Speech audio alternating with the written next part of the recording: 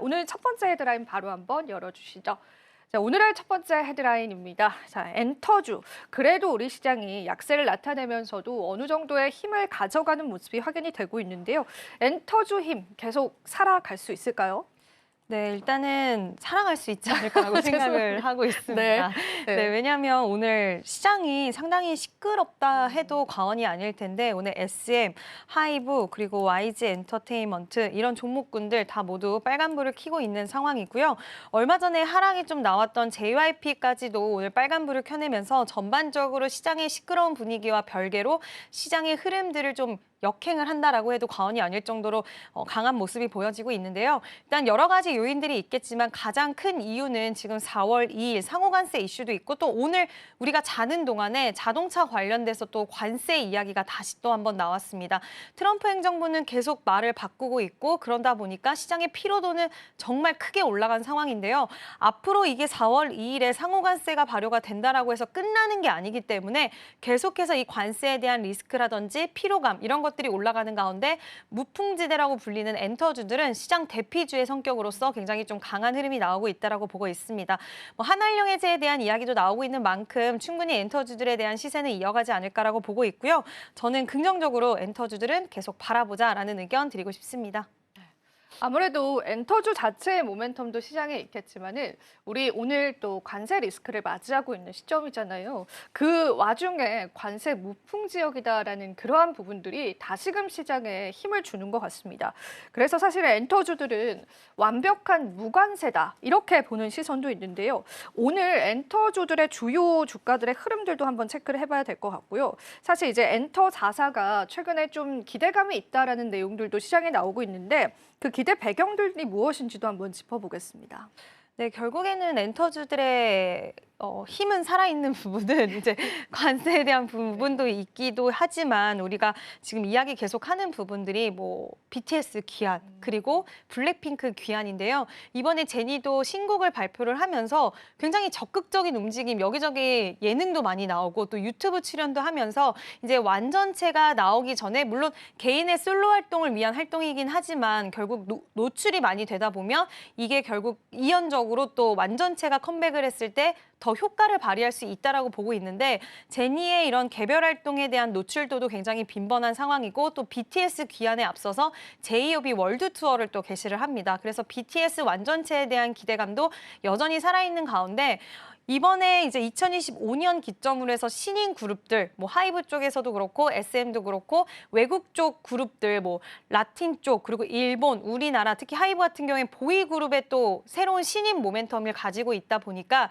우리가 보이 그룹에 대한 모멘텀 그리고 또 플러스적인 요인으로 월드 투어들을 시작하는 그룹들이 있어요. 스트레이키즈도 이제 JYP 지금 주가 흐름은 안 좋기는 하지만 2분기부터 월드 투어가 진행이 되기 때문에 MD에 대한 매출 그리고 콘서트 티켓에 대한 매출 이런 부분들도 시장에서는 기대를 하고 있는 요인이다라고 할 수가 있는데 관세 때문에 앞으로 실적에 대한 우려가 있는 쪽 아니면 관세 때문에 성장에 좀 저해를 받는 쪽 이런 쪽들이 있는데 관세가 없으니까 실적이나 성장에 대한 저해는 없을 거라서 시장에서는 그 부분이 가장 좀 크게 부각을 받는 게 아닌가라고 생각을 하고 있습니다.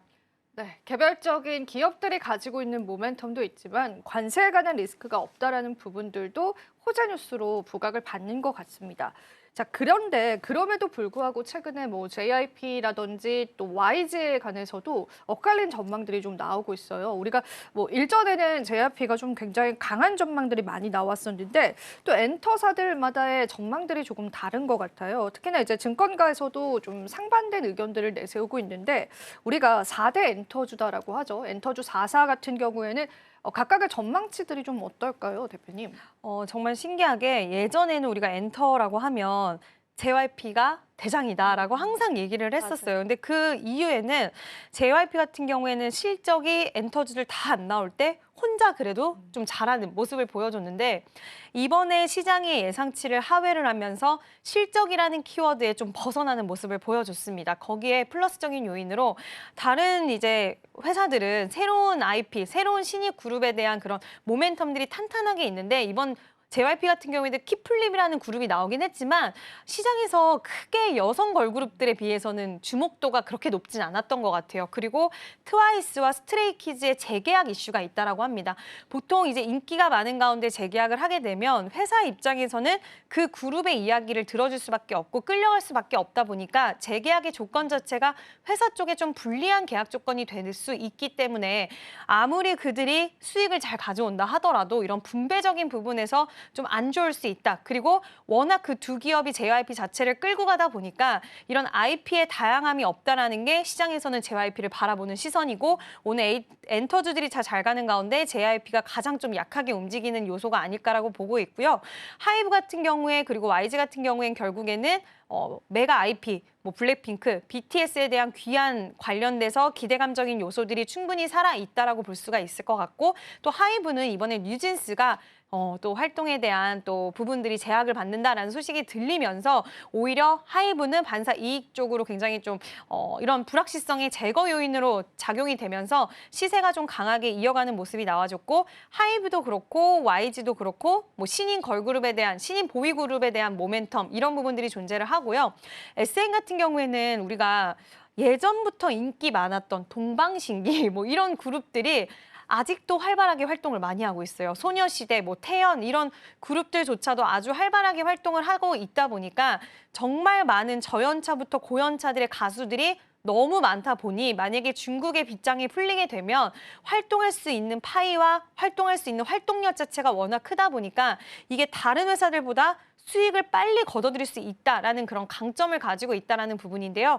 그래서 이제 각각의 모멘텀은 좀 다를 수는 있습니다. 관세라는 그 큰 키워드 안에서 각각의 종목들의 희비가 달라지는 요인들은 여기서 좀 찾아볼 수가 있을 것 같은데요. JYP를 항상 대장주격이라고 생각했었던 투자자분들은 좀 속이 답답하실 것 같기는 해요. 그렇지만 지금 또 시장의 분위기 자체가 이렇게 형성이 됐기 때문에 우리가 각각의 모멘텀을 잘 판단을 해서 어떤 쪽이 더 매력 있는지를 좀 선택을 해야 될 시점이 아닌가라고 생각을 하고 있습니다. 네.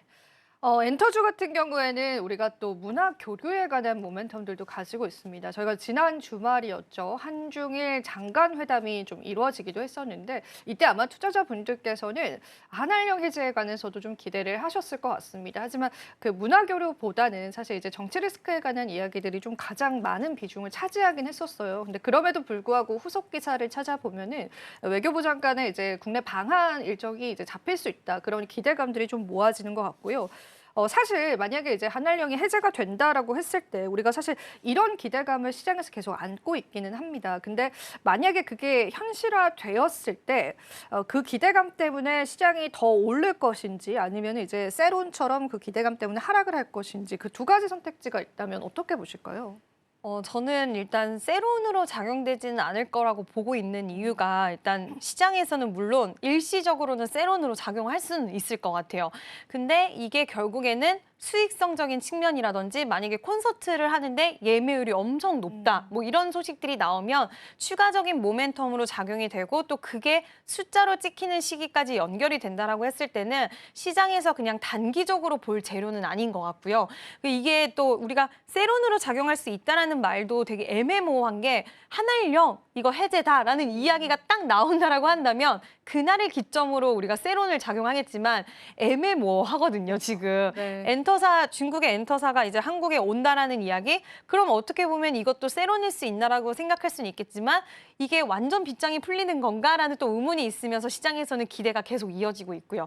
그러다 보니까 이제 뭐 5월을 기점으로 해서 이제 한알령 해제가 완벽히 될 것이다라는 이야기도 나오긴 있기는 한데 이게 기점을 딱 맞추기가 어려워서 오히려 더 오래 가고 있는 건 아닌가라는 생각도 저는 들거든요. 그래서 이런 부분들이 중간에 물론 계속해서 관련주들이 달려나갈 수는 없기 때문에 중간에 어느 기점에 왔을 때 이 정도 됐으면 이게 세론으로 작용하는 뉴스가 나오기는 하겠지만 결국 진짜 콘서트를 하거나 콘텐츠가 중국에서 공개가 되었는데 인기가 엄청 많다. 그러면 그것은 결국 실적으로 연결고리가 되기 때문에 시장에서는 계속해서 좀 종목들을 물론 섹터별로 차별화는 있겠지만 계속 모멘텀적인 부분으로 중국이라는 이 키워드가 지속될 수 있는 가능성 또 뭐 반대로 막상 갔는데 별로 안 좋다라고 한다면 또 그게 좋은 쪽의 모멘텀은 안 될 수는 있겠지만 이 중국에 대한 키워드가 지금 관련된 섹터한테 영향을 계속 줄 거는 저는 시간은 좀 길게 갈 것이다라고 보고 있습니다.